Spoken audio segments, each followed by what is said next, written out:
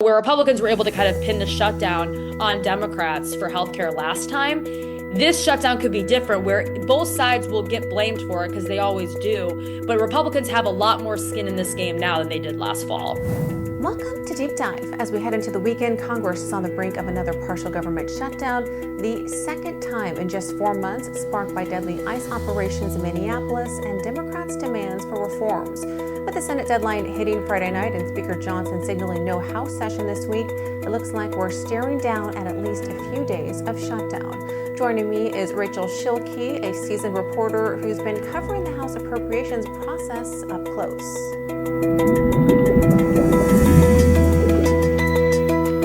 Well, Rachel, thank you so much for being here. Yes, thank you for having me. So let's start with the spark, the fatal shootings of Renee Good on January 7th and Alex Preddy just this weekend by federal agents in Minneapolis. So these aren't isolated. Protests have been building. And as someone who's reported on ICE's operations, what details can you share about these incidents and how have they shifted the national conversation around immigration enforcement? Yeah, so I think the shooting that happened with Renee Good was something that came as a bit of a shock to a lot of people. And you saw the responses from congressional lawmakers be pretty divided along party lines. You had Democrats condemning the shooting, saying they wanted investigations, saying it was an example of Trump administration overreach. You had Republicans largely leaning into the administration's details of the incident, saying that she was attacking an agent, that she was going to hurt officers, that this death could have been prevented if the rhetoric was toned down. And so that was pretty divided. But then what you saw with the shooting on Saturday, that opened the floodgates for Republicans and for Democrats to join together on this issue.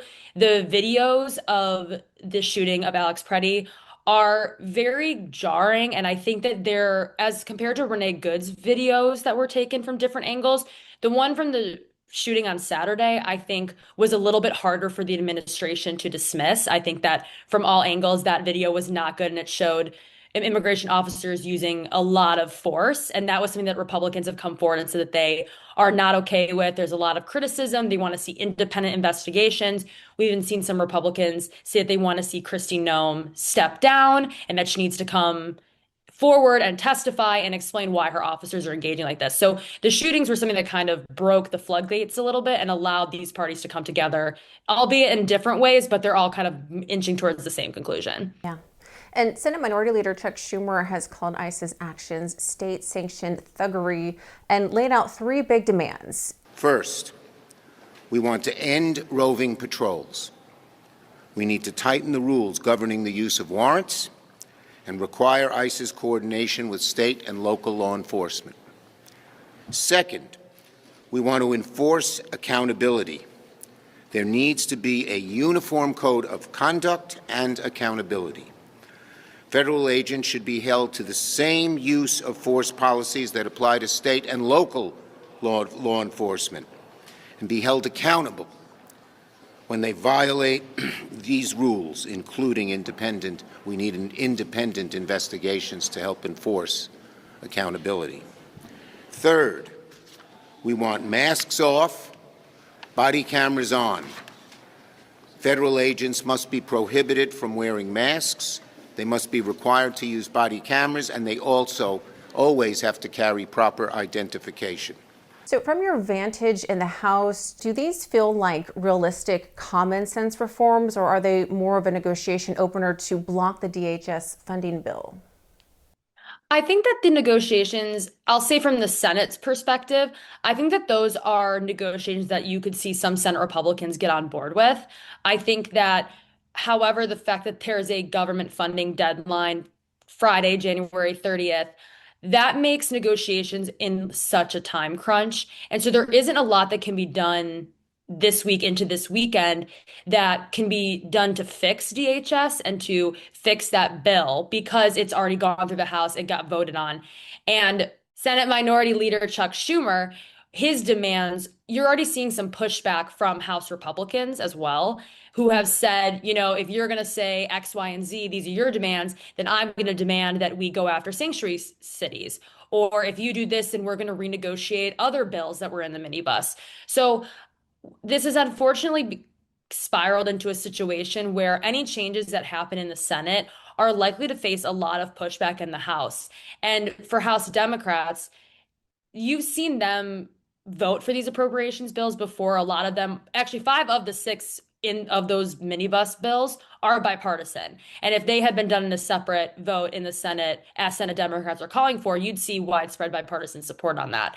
But this DHS bill has become so contentious that for House Democrats to accept a new product to vote on in their chamber, they would have to almost get guarantees from Senate Democrats there's going to actually be meaningful change at the end of this and not just, oh, these are our temporary negotiations, kind of, as you said, leading into new negotiations. They want to see some concrete evidence. Yeah, makes sense. And Democrats in the Senate are pushing to drop or rewrite the DHS bill entirely, while others want guardrails for accountability. So you've covered the House side. How unified are Democrats there?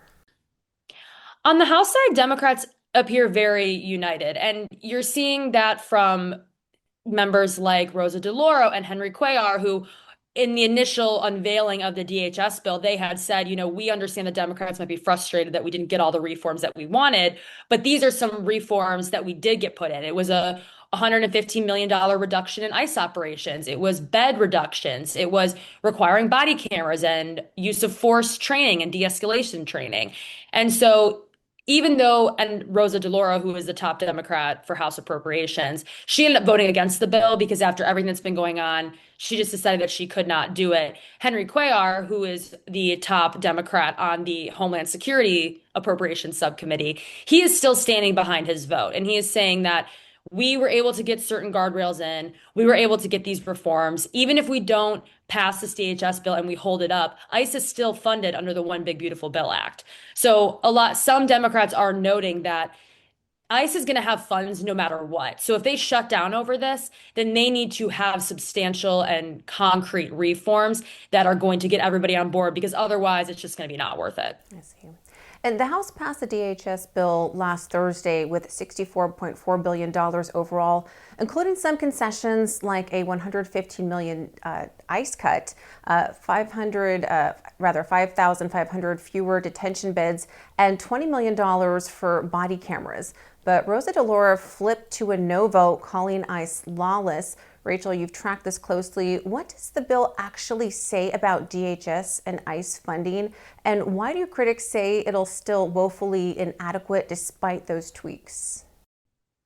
Well, I think a lot of House Democrats in particular, especially progressive Democrats, really wanted to see situations where now there'll be mandates for ICE agents and officers to be unmasked, that they should have IDs displayed on their uniforms, that there should be a lot more oversight, that Congress should be able to enter ICE facilities and conduct oversight, which is under their jobs.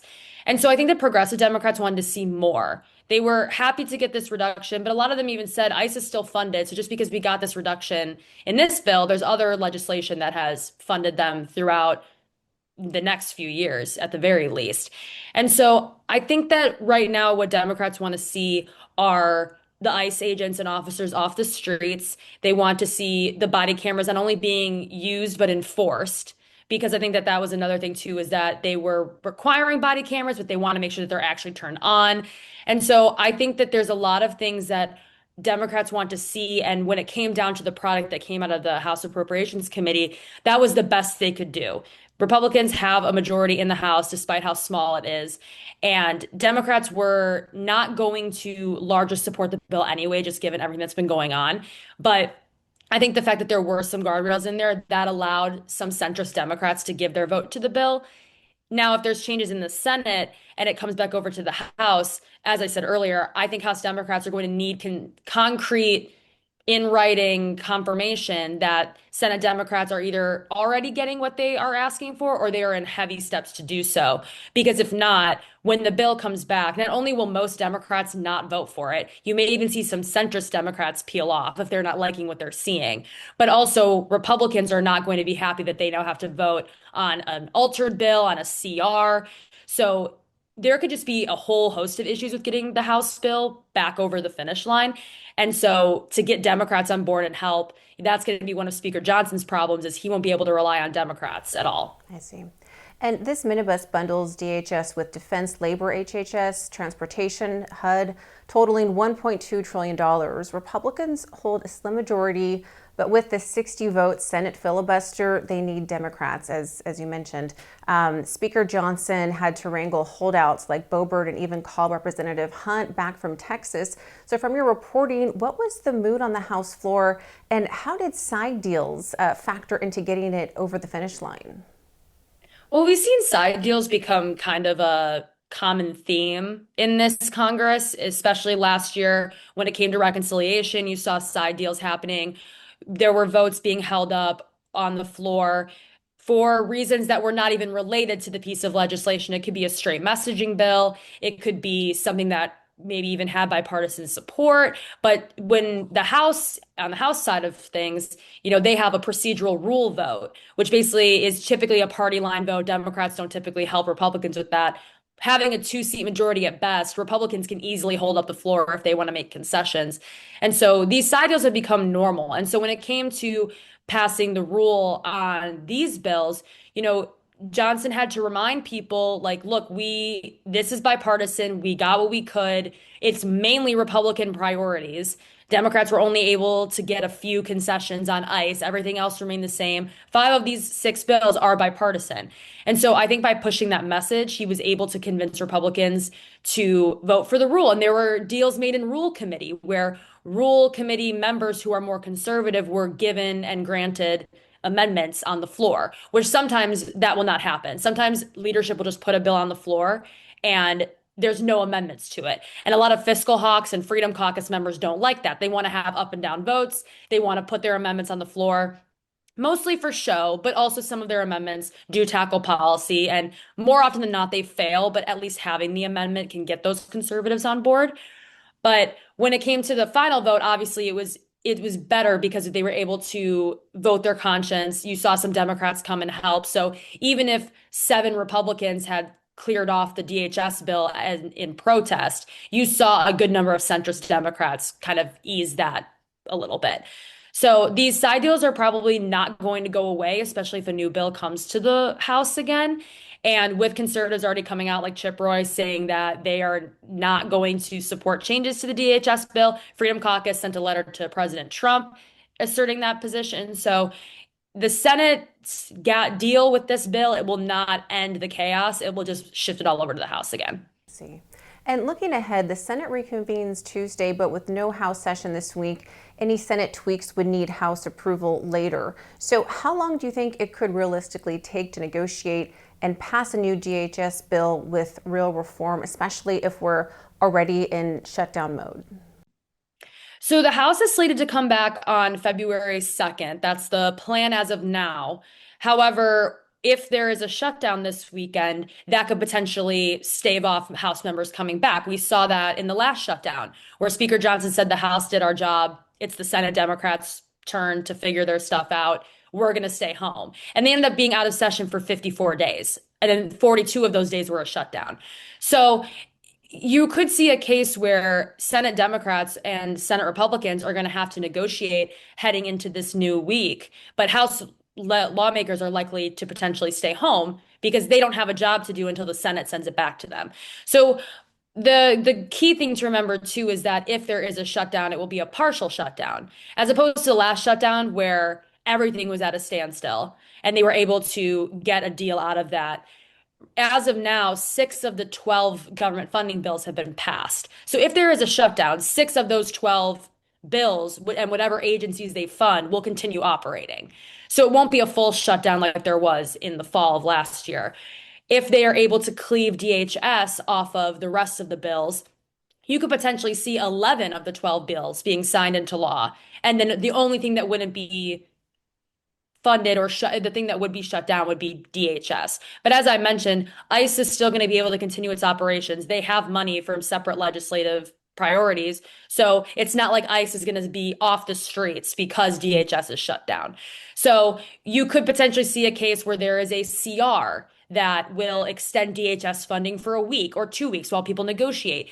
If they can't get to a decision, you might see a CR until March. You might even see a full year CR until September. There's a lot of different options that the Senate is weighing right now, and everything is on the table. But the good news for most people is that at least half of the government right now is fully funded. I see. And we've got reports of Democrats like Hillary Clinton and AOC directing funds to anti-ICE protests via sites like standwithminnesota.com, even linking up with far-left groups like the Freedom Road Socialist Organization. How might a shutdown amplify those protests? And does it give Trump leverage, like invoking the Insurrection Act, to escalate federal presence there? I think it truly depends. I think that in the last shutdown, it was over healthcare, and you saw a very large amount of people, both Democrats and Republican voting bases, coming out and really advocating against ending the shutdown because it was something that kind of transcended party lines.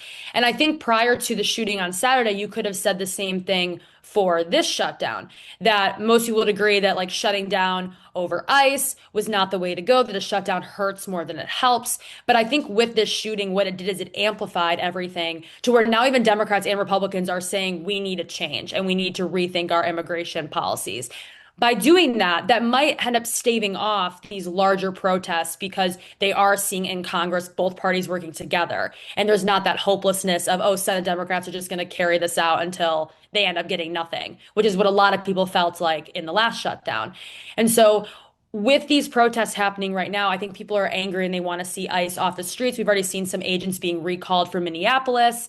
And I think that while we won't see the Trump administration immediately stop immigration proceedings, I think that you will see Senate Republicans backed into this corner of that there needs to be some change now, and it might get them into stronger negotiations with Democrats, which could help alleviate some of the protest demands. This would be a partial shutdown, unlike the full 43-day one last fall over Obamacare subsidies that furloughed 670,000 workers. So you mentioned that air traffic control could be hit again. What other services might feel the pinch this time? Yeah, so in this minibus, there are 6 bills that cover a wide variety. You have defense, you have labor H, you have transportation, you have housing, and you have a lot of agencies also within DHS that are not just ICE and immigration agencies. You have things like FEMA, which provides disaster aid to people. You have the Coast Guard, you have TSA, which is a huge issue when it comes to the shutdown from last time, where airlines were disrupted, flights were canceled or delayed. And so this is going to become a problem where Democrats and Republicans are going to have to weigh that if we are in a shutdown, at what point does it get too painful for the American people? And last time it was over healthcare, as you mentioned. And a lot of Democrats' base in the beginning was like, yes, shut the government down. We need better healthcare. We need to extend those Obamacare tax credits. But then as it went down, people started to get a little exhausted from just the constant repetition of nothing happening. And so eventually people were like, we're not getting paid. And the government and even the federal workers' largest union came out and told Democrats and Republicans, you guys need to cut it out and get to a deal because as much as we understand that healthcare is a problem, nobody's getting paid. Airlines are disrupted. Things are not going well in the country. You guys need to open the government and then get to policy negotiation. So the same thing could apply here. But a lot of people are very angry about ICE operations, and you're seeing it in cities across the country, and it is exploding all over social media. And while it used to be appearing to be just a Democrat issue, it's now becoming a Republican issue. And Republicans are starting to not enjoy the way that their immigration agencies are enforcing the laws. We've seen President Trump's approval rating go down this past week. We've seen over a majority of Americans, Republicans included, who don't like the way that immigration agencies are conducting themselves. And that could be a huge blow to Republicans, especially heading into a 2026 midterm year. So where Republicans were able to kind of pin the shutdown on Democrats for healthcare last time, this shutdown could be different where both sides will get blamed for it because they always do. But Republicans have a lot more skin in this game now than they did last fall. Interesting. And key Dems who helped end the last shutdown, like Senators Rosen, Warner, and King, are drawing a line this time, with King suggesting to peel off DHS for separate talks. President Trump called it a Democrat shutdown in a media interview. From your sources, is there any bipartisan path emerging, or are we headed for another prolonged standoff like last time? I think that the standoff won't be as long. I'm hesitant to say that there won't be a standoff at all. I think that the issue is that a lot of Republicans are digging their heels in the sand. They don't want to see DHS cleaved off. But then you have some Democrats who will say, "Hey, I will accept a 1 week CR on this bill." And you have some independent senators who have said the same thing. And so I think that, as I said earlier, there's a lot of things that are on the table right now. Everything is being discussed. And we saw a show vote for the minibus. It was the 6 bills. It was yesterday, and it failed because Democrats aren't supporting it, and Republicans don't have the numbers in the Senate to break that 60 vote filibuster. So I think that failed vote is going to propel them into getting other things done. They need to get those negotiations moving, and whether that's going to mean a week-long partial shutdown, it could be 2 weeks, it could be through the weekend. I think right now it's too soon to say because everything is so in flux. But come next week, there should be some sort of concrete answer. I see. And Rachel, our goal here is not just the headlines, but understanding the beat. So you've been embedded in the House Appropriations world. Walk us through your process. How do you source these insider deals like leadership caucus talks or last-minute whip operations? What challenges come with reporting on something as fluid and high stakes as a shutdown fight? A shutdown fight is interesting because it is something that once you do it once, you know how to do it. And so for me, my first shutdown coverage was the one last fall, and it was very chaotic for the first 3 days. And then after that, it was 42 days, or I guess 40 days, of the same press conferences, the same talking points, the same over and over again. And so that as a reporter, you can get kind of in the mud and feel stuck because everything just seems to be the same Groundhog Day every single day. Especially for me covering the House, the Senate was the focus of the last shutdown. And just like this potential shutdown, the Senate is the focus. And so when it comes to the House, a lot of it is just sitting and waiting. And a lot of that is because the House does like to jam the Senate a lot. The Senate has rules and procedures that the House does not, and that filibuster being one of them. And so oftentimes what it is for House reporters is we are waiting to see and we're collecting ideas from members and we're saying, if this bill comes back, who are going to be the likely suspects that are going to be mad about it? More often than not, it is the hardline conservatives. It is those from the Freedom Caucus. And we've seen the Freedom Caucus be a little bit more amenable to House Republican leadership since Trump got into the White House. And you've seen them back things that you were kind of surprised that they were backing. Normally they're the culprits, and then they suddenly were replaced with some centrists. When it came down to the Obamacare fight, you saw centrists putting up the blockade. And so a lot of it is anticipating who's going to be the most mad about it. And a lot of times you are surprised. A lot of times there is a member or two who comes out of left field and you have no idea why they are opposing such a bill. But then once you start talking to them, then they just immediately go on your list. And so even if it's over something like funding, which they are 99% okay with, you keep an eye on them because that one time they almost sunk a bill. And that's a pretty big deal. Interesting. Well, you've given us a clear picture of the chaos and the stakes. Thank you so much, Rachel, for breaking it all down for us. Yes, thank you.